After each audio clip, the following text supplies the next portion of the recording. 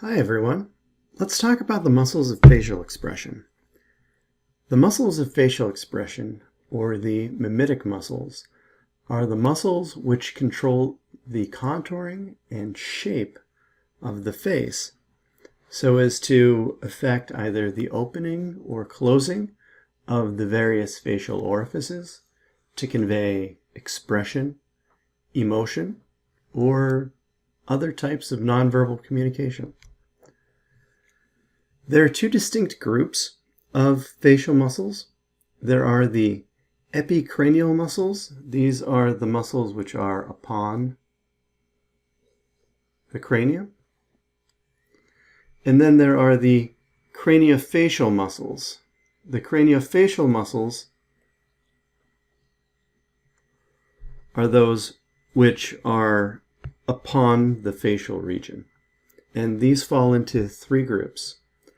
Circumorbital, these are the muscles which are going to affect the palpebral fissures. So those are the openings of the eyes. Nasal, these are the muscles which are going to affect the shape of the nose and the patency of the nares. And then finally, buccolabial. These are the muscles which are going to affect the shape of the oral fissure and its patency. So let's start with the epicranial muscles. They're not restricted to just the occipitofrontalis, but in the scope of today's session, we're limited to seeing the occipitofrontalis. So this muscle, as I'm outlining here, is kind of interesting in that it has two distinct bellies. And sometimes these bellies are referred to as their own muscles. So here's the frontal belly and the occipital belly. And then the two are connected via an epicranial aponeurosis. An aponeurosis is a sheet-like collection of connective tissues that serves the same function as a tendon. So it attaches a muscle to either another muscle or to a bone. And in this case, it attaches the two bellies of the occipitofrontalis muscle together. And so when the occipitofrontalis muscle is activated, it is going to elevate the brow. Very frequently, this occipital belly in older individuals tends to be a little more atrophied, so it may go through a process of fibrosis, and you may not see a very well-defined occipital belly on a donor. Moving right along to the craniofacial muscles, recall these are going to affect the shape of the opening and the patency of various orifices. Let's start with the circumorbital muscles, and in particular, a really interesting muscle called the orbicularis oculi. So we'll encircle that muscle here, roughly. The orbicularis oculi muscle has three distinct parts to it. There's the orbital part, the palpebral part, and then the lacrimal part. And what we're seeing here, everything that's basically not blurry, so everything outside of this circle, as you can see, I'll add in kind of the muscle striations. This is the orbital part. This orbital part is going to be responsible for closing the palpebral fissure. So this is when you would conscientiously close the eye, so as to squint very tightly, or even to wink at a person. This is a very consciously controlled part of the muscle. The other two parts, the palpebral part and the palpebral part, has been largely blurred out, but there would be one associated with the upper and then with the lower palpebrae, or the eyelids. These are more controlled by the subconscious and are involved in blinking. And then there's a small part, a lacrimal part, that's deep to this, that sits on the lacrimal apparatus, that squeezes that lacrimal apparatus and is responsible for drawing tears from the lacrimal gland across the eye. So the orbicularis oculi muscle, if we were to break this down, anytime we see a muscle with orbicularis, that means that its muscle fibers form a circular pattern. And oculi refers to the eye. So the name of this muscle would be the eye muscle with circular fibers. It's fairly an apt description of it. The orbicularis oculi muscle is innervated by both temporal and zygomatic branches of cranial nerve 7, which is the facial nerve. So moving right along, there are the palpebral muscles. And of the palpebral muscles, those which we'll see today are the corrugator, supercilii, and here we see the edge of orbicularis oculi has been pulled down, and a little bit of the belly of the frontalis muscle has been windowed away. We can see the same thing on the other side, and we can see corrugator supercilii muscles there and there. Corrugator supercilii muscles are responsible for furrowing of the brow, and that brings the forehead sort of downward and inward. If you can imagine, if you were trying to focus on an element in a very bright day and you are squinting against the sun, the corrugator supercilii muscle would work with orbicularis oculi to perform a squint and to help keep the sun out of one's eyes. This muscle is innervated by the temporal branches of 7. Moving right along, let's look at the nasal muscles, or those which are helping to affect movement of the nose. So there's one muscle with two major parts to it, and that one muscle here is called the nasalis, and its parts consist of the transverse part, also known as compressor nares, and the alar part, also known as dilator nares. And so these names can probably give you a lot of information about it. So the transverse part compresses the nares, the opening there, whereas the alar part dilates the nares. And so let's look at where these muscles are found. So the transverse part is found running along the bridge of the nose. And so when this muscle is activated, it kind of scrunches the nose and compresses the nares, whereas the alar part, ala means wing, so the wing of the nose here, these fibers are running like such, and so when this part activates, it actually pulls the lateral margin of the nares outward so as to dilate it or make it larger. Both of these parts are innervated by zygomatic and buccal branches of 7. But wait, we're not done yet. There's one more nasal muscle to discuss, and this is quite an interesting one. So this muscle, the Levator labii superioris aliqui nasi muscle, is the longest named muscle in the human body. So it's not the longest amongst the named muscles, it is the muscle with the longest name in the human body. So let's dissect this for a second and I'll highlight it for you.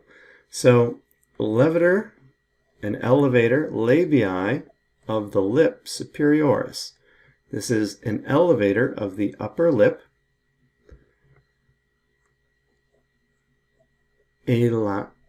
Alaqui nasi, and also wing of the nose. And so what this muscle does is it both elevates the upper lip and elevates the wing of the nose on one side. So if you can imagine kind of an Elvis Presley snarl, that would be the levator labii superioris aliqui nasi. And let's see how this muscle is able to do that. So coming down here, the lateral aspect of the nose, like so. And then there are some fibers that insert on the alar region, and then some fibers that continue on down behind the alar region and into the lip. So there are two inferior attachments, the upper lip as well as the ala of the nose, so as to affect that motion. And levator labii superioris aliqui nasi is innervated by both zygomatic and buccal branches of 7, and so this muscle transcends groups. It's both a nasal muscle as well as a buccolabial muscle. And let's talk about those buccolabial muscles now. So the buccolabial muscles occupy a lot of real estate of the face, especially the lower face, so below the nose and the eyes, and they're going to affect the shape and patency of the oral fissure, and they do so a number of ways, and probably one of the more common ways they affect shape and patency is by affecting a structure called the modiolus. The modiolus is a fibromuscular enmeshed coming together of muscles and their connective tissues. You can actually palpate yours by putting a clean finger or thumb on the inside of your mouth, just lateral to the oral fissure there, and pinch from the outside, and right there is the modiolus. There are a lot of muscles that come together there, as we'll see. So let's start with our tour of the buccolabial muscles with a very prominent one called the orbicularis oris. And so kind of circle the orbicularis oris coming into the modiolus there. Orbicularis, as you recall, is a muscle that has circular fibers. And these circular fibers are surrounding the oral fissure. Orbicularis oris muscle is what purses the lips.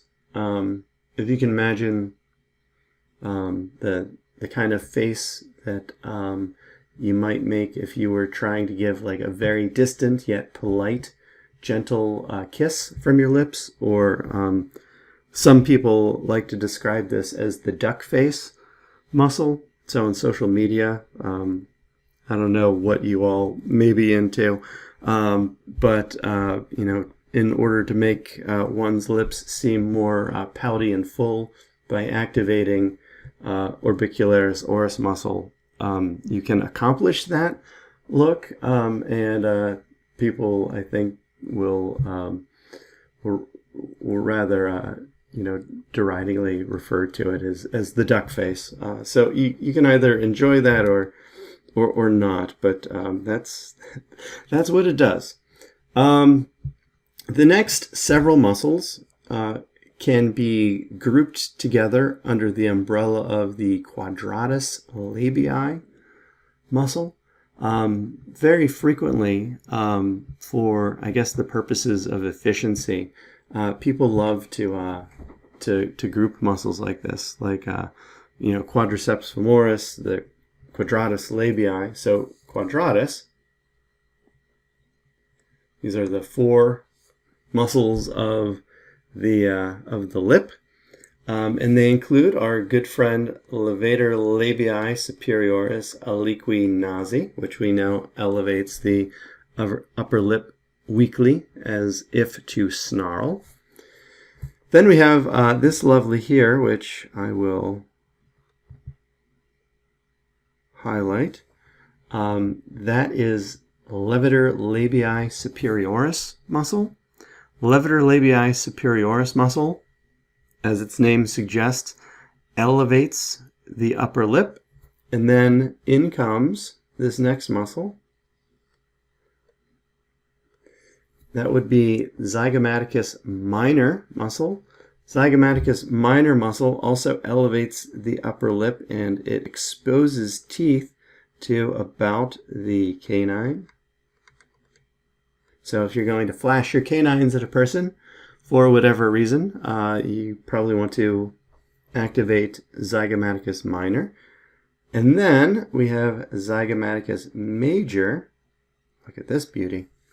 Zygomaticus major muscle pulls the modiolus outwardly and upwardly so as to effect a smile.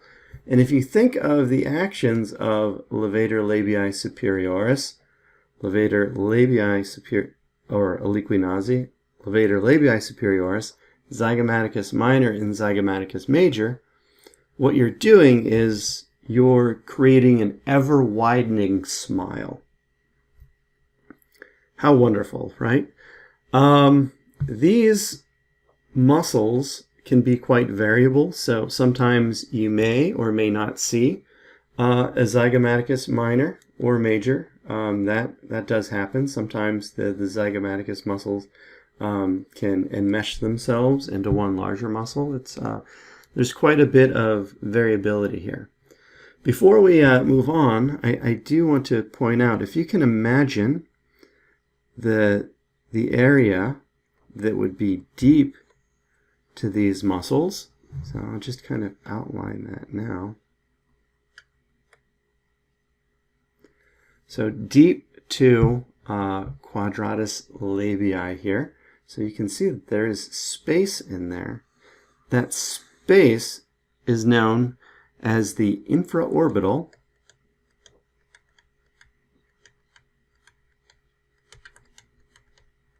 fascial space.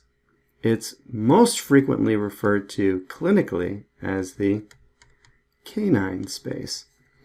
And what happens if there is an odontogenic infection, especially around the canine or the first premolar, that infection then travels into that infraorbital space, or the canine space. And we'll see where that can go as we discuss more of the facial muscles. But let's talk a little bit about the remainder of these buccolabial muscles. So kind of moving through this canine space, you might notice that there is a muscle that is deep here. That muscle is the levator anguli oris, the elevator of the angle of the mouth. The angle of the mouth is this structure that's just adjacent to the modiolus.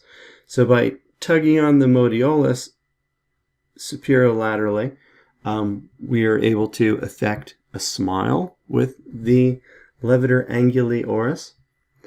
And then finally here, this is a very inconstant muscle. It's a little bit out of place. Usually, I would say it's there. So if I were to draw this muscle in, that's about where I would put it. That is the risorius muscle.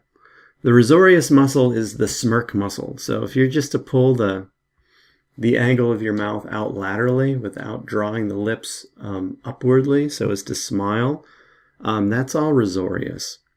Now the innervations of these muscles are pretty straightforward. So with respect to quadratus labii, we have the zygomatic and buccal branches of 7. With levator angulioris and risorius, we simply have the buccal branches of 7. So that's a little different there.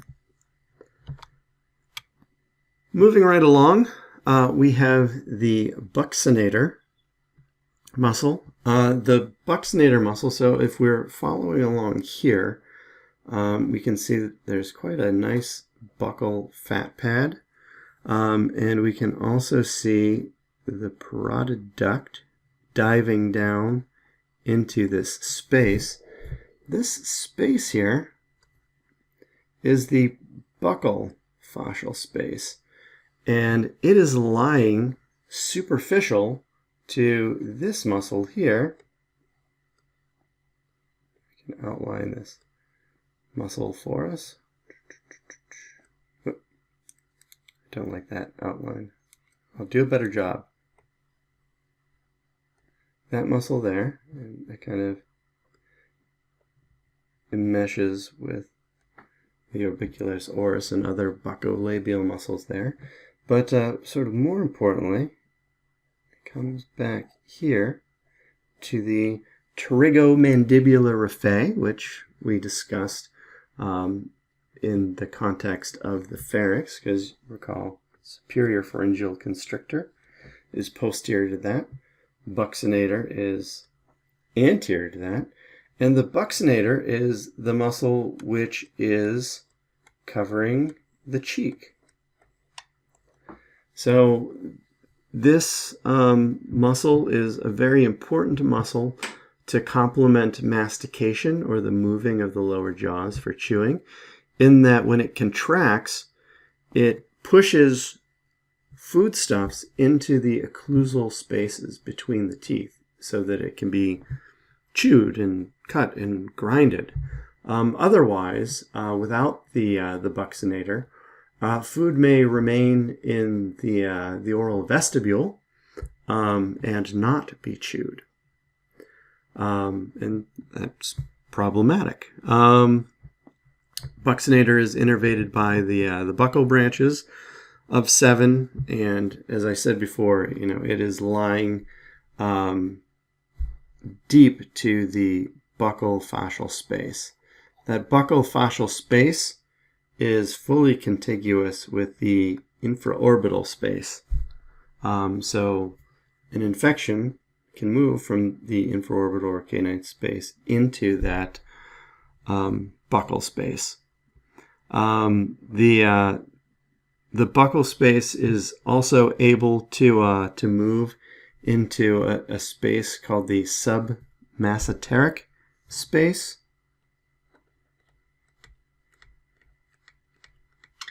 Teric space, that would be deep to the masseter muscle, and both the submasseteric space and the buccal space can feed into an area called the